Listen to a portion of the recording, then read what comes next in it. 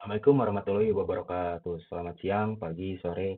Yang terhormat kepada Bapak Luki Radi Rinandiana, SEMSI, selaku dosen penggabung mata kuliah Manajemen Operasional 2. Perkenalkan, nama saya Muhammad Ilsa Asif Syabudi dengan NPM 24 akhir 008 akan mempresentasikan kasus 2 dengan judul Kebakaran Kilang Minyak PT Pertamina dalam 4 tahun terakhir.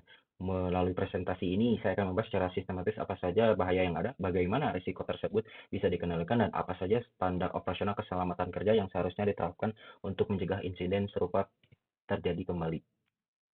Next, ringkasan insiden dari tahun 2019 sampai tahun 2024. Berdasarkan data yang dihimpun dari media sosial atau media nasional seperti Tempo, terdapat 8 kejadian di Balongan terjadi kebakaran besar akibat ledakan di tengah malam, menyebabkan puluhan korban luka dan ribuan warga dievakuasi. Di Cilacap, 2 kali terjadi kebakaran yang menyebabkan atau melibatkan tangki penyimpanan. Di Balikpapan, kebakaran di unit pengolahan menyebabkan gangguan operasional dan evakuasi. Di Pelumpang, salah satu kejadian paling mematikan, menewaskan 17 orang akibat kebakaran besar di tengah kawasan padat penduduk. Di Dumai, kebocoran dan ledakan menyebabkan kerusakan fasilitas dan mencederai pekerja.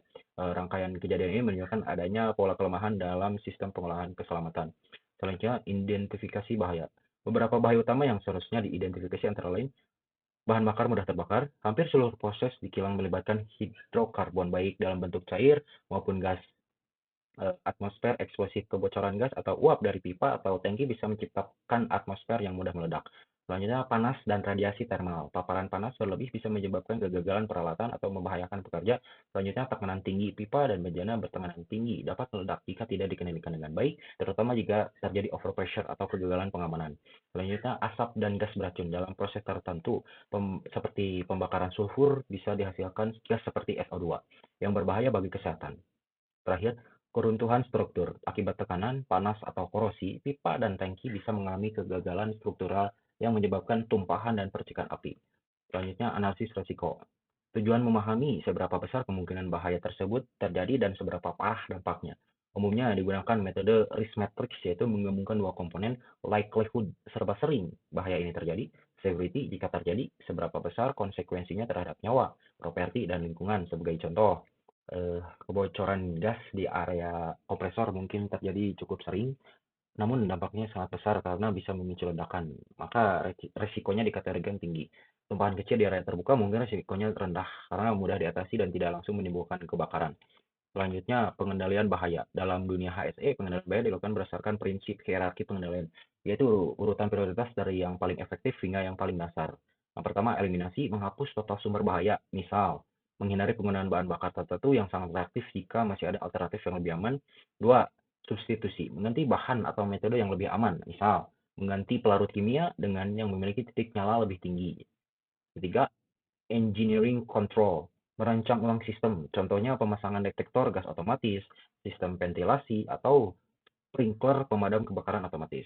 Selanjutnya, administrative control, meliputi pelatihan, penjadwalan kerja, SOP, dan izin kerja aman yang membatasi akses ke area berbahaya. Terakhir, PPE, alat pelindung diri. Ini adalah pertahanan terakhir, termasuk pakaian tahan api, helm, sepatu safety, masker respirator, dan lain-lain.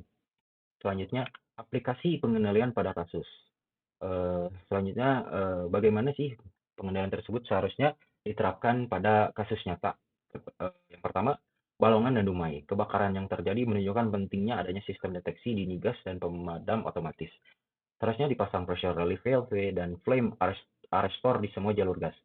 Jika di Cilacap, 2 kebakaran dalam tahun yang sama menunjukkan perlunya peningkatan proteksi tangki dan full monitor dan sistem sprinkler otomatis. Jika di Pelumpang, kedekatan depo dengan pemukiman padat adalah kesalahan perencanaan tata ruang. Seharusnya terdapat buffer zone minimal 300 meter dari pemukiman. Jika di Balikpapan, prosedur penanganan darurat harus diuji secara berkala, bukan hanya disusun. Drill rutin bisa meningkatkan kesiapsiagaan pekerja.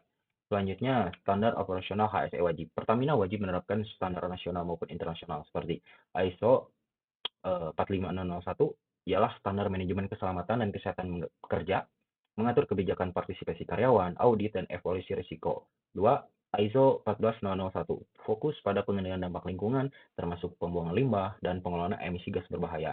Selanjutnya, API standar, standar dari American Petroleum Institute untuk desain pengoperasian fasilitas minyak, misalnya API 650 untuk tangki penyimpanan, Selanjutnya SKK Migas Guideline, aturan teknis yang wajib diikuti seluruh pelaku industri migas di bawah pengawasan pemerintah. Yang terakhir, Permen ESDM nomor 32 tahun 2017.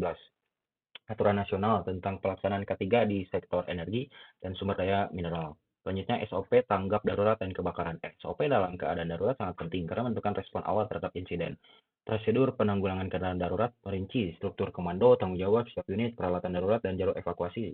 Selanjutnya simulasi rutin harus dilakukan minimal 2 kali dalam setahun dengan skenario kebakaran ledakan dan evaluasi masalah. Hasil simulasi dievaluasi untuk perbaikan prosedur.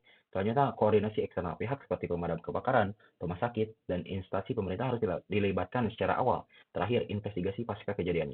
Gunakan root case analysis untuk menggali penyebab utama bukan hanya gejala di permukaan. Selanjutnya, rekomendasi solusi dan mitigasi dalam jangka pendek dan jangka panjang gitu ya. Yang pertama, pemilihan proaktif. Gunakan teknologi seperti ultrasonic test dan infrared thermography untuk mendeteksi kerusakan sebelum terjadi kegagalan. Yang kedua, peningkatan kompetensi SDM, pelatihan teknis dan teknis harus ditingkatkan termasuk sertifikasi operator, pemahaman hazard, dan penyuluhan bahaya. Selanjutnya, penerapan IoT dan AI. Mendeteksi kebocoran gas, perubahan suhu, atau tekanan secara real time dan memberikan peringatan otomatis. Selanjutnya, penataan ulang fasilitas. Redesain tata letak tangki agar tidak berdekatan dan mudah diisolasi jika terjadi kebakaran. Terakhir, edukasi kepada masyarakat sekitar tentang jalur evakuasi, tanda bahaya, dan tindakan saat darurat. Terakhir, kesimpulan. Eh, Keselamatan kerja dan pelindungan lingkungan bukan hanya tanggung jawab petugas ASN, tapi tanggung jawab kolektif lini organisasi. Tindak lanjut yang bisa dilakukan ialah audit HSE menyeluruh, penerapan teknologi terkini, peningkatan budaya keselamatan kerja di level manajemen hingga operator lapangan. Terakhir, call to action, safety first bukan sekedar slogan, melainkan komitmen nyata untuk melindungi nyawa dan lingkungan. Demikian yang dapat saya sampaikan dalam presentasi ini. Mohon maaf bila ada kekurangan dan atau kesalahan. Wassalamualaikum warahmatullahi wabarakatuh.